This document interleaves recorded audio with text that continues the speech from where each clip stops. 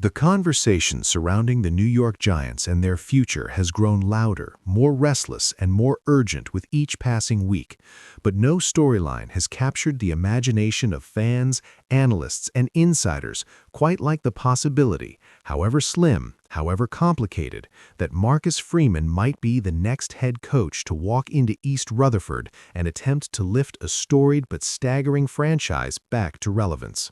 The Giants have cycled through 4 head coaches since Tom Coughlin walked off into the sunset after the 2015 season, each new era beginning with optimism and ending with disappointment, frustration, and the gnawing realization that the organization, once one of the NFL's standard-bearers, has lost something essential in its identity.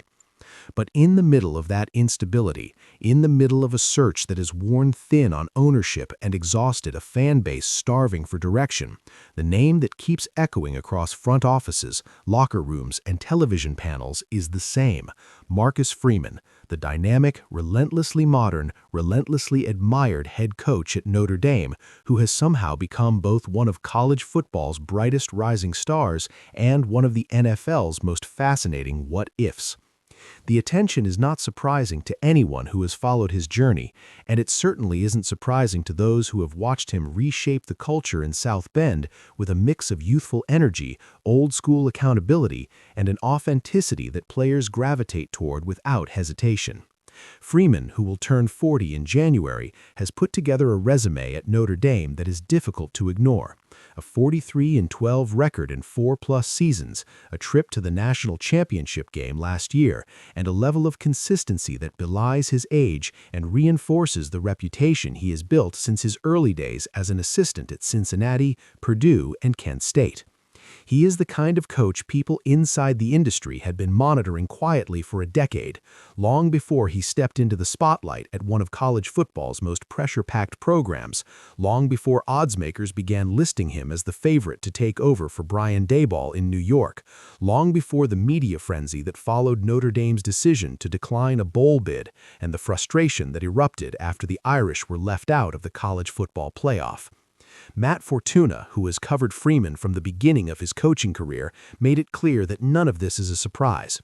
The industry has been waiting, maybe even expecting a moment like this, the moment when NFL teams would begin circling around him, wondering not only what he could be at the next level, but whether they might be the franchise bold enough to pry him away from a college institution that has already made it known it intends to fight to keep him.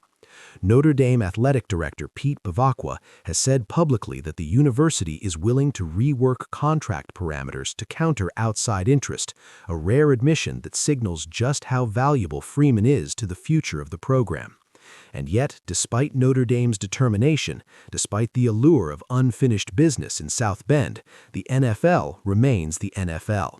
There are only 32 jobs. They don't come open often. They don't come calling for just anyone. And the Giants, battered and rebuilding, but still iconic, still rich with history, still carrying the weight of a brand that resonates across every level of football, believe they are worth being listened to. Whether Freeman would actually jump to the NFL now is undeniably uncertain. He is careful, measured, and respectful whenever his name comes up in connection with the Giants or any other suitor. He deflects with tact, he speaks with gratitude, he acknowledges the honor of even being mentioned while reminding everyone, including himself, that his current platform is the only reason the rumors exist. But what complicates everything is that the Giants are exactly the kind of franchise capable of making a coach like Freeman stop, pause, and consider what an opportunity like this might mean. And that is why many believe New York should force the issue, not recklessly, not impatiently, but decisively, clearly, boldly. Because if Marcus Freeman is even remotely open to the idea, if there is even the faintest possibility, then the Giants would be derelict in their duty not to pursue him with everything they have. What makes Freeman such an intriguing NFL candidate isn't simply the record or the charisma or the way his presence commands a room. It's the totality of who he is and the blend of qualities that make him both relatable to players and respected by peers. Freeman is young enough to connect with a modern locker room and old school enough to demand accountability.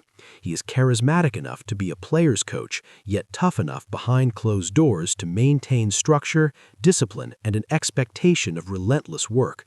He is a former player himself, a safety at Ohio State before the Chicago Bears drafted him in the 5th round, a career cut short by a heart condition that ended his time on the field but accelerated his transition into coaching. That perspective, the abrupt end of one dream followed by the immersion into another, shaped him into someone players trust instinctively, someone who understands the emotional layers attached to football at every level. And for a Giants organization that has struggled not just with scheme and execution, but with culture, with leadership, with cohesion, Freeman's presence would represent a dramatic shift toward stability, purpose, and unity.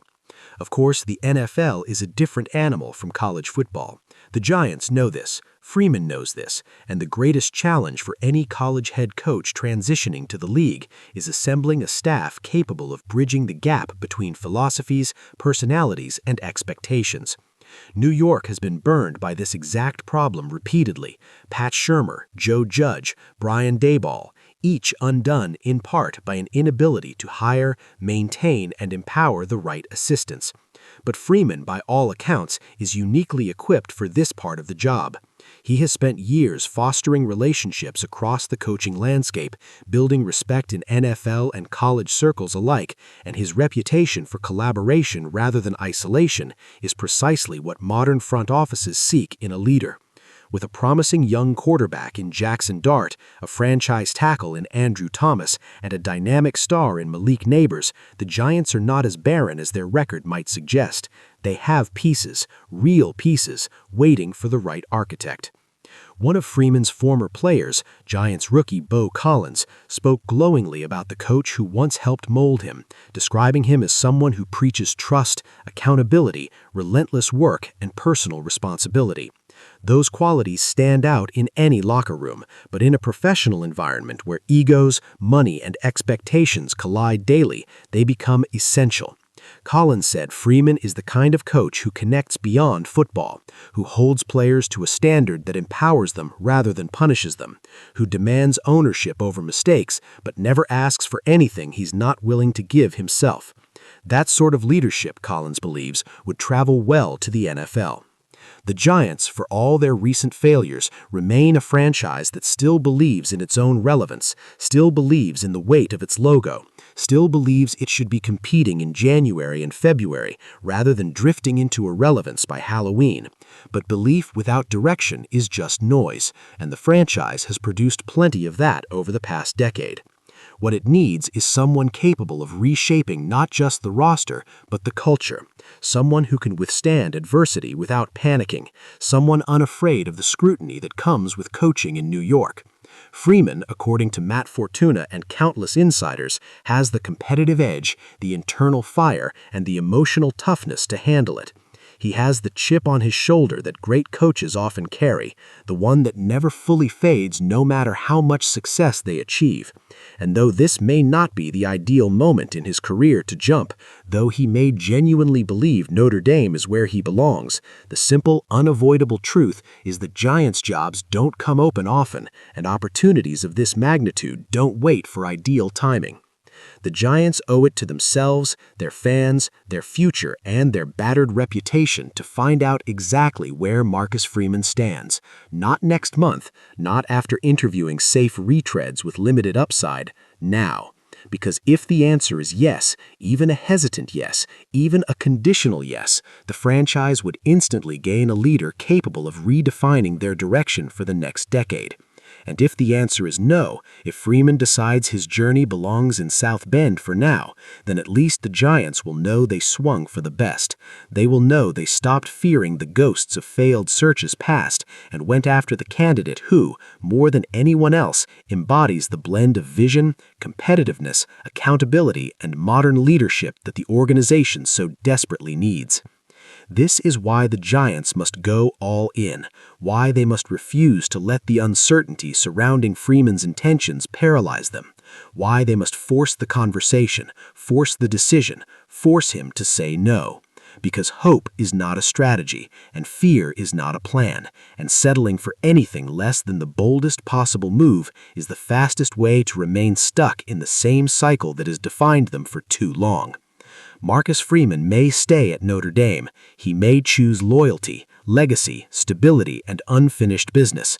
But the Giants owe it to themselves, their fans, their future, and their battered reputation to make absolutely certain that if Freeman isn't coming, it's because he declined the opportunity, not because they were too timid to offer it.